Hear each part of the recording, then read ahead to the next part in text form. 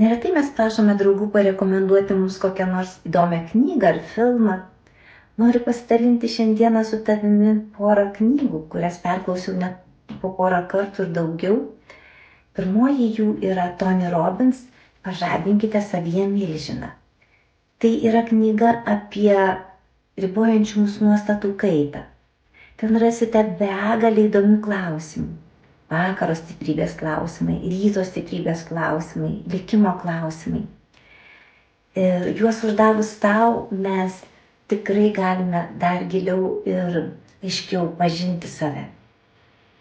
Kita knyga yra Stephenas Covey "7 efektyviai veikiančių žmonių įpročiai".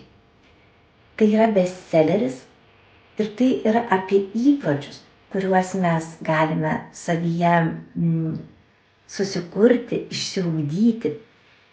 Ir tai yra įpročiai, kurie yra paremti vertybėmis, o ne jausmais ar sąlygomis, kurios mus supa.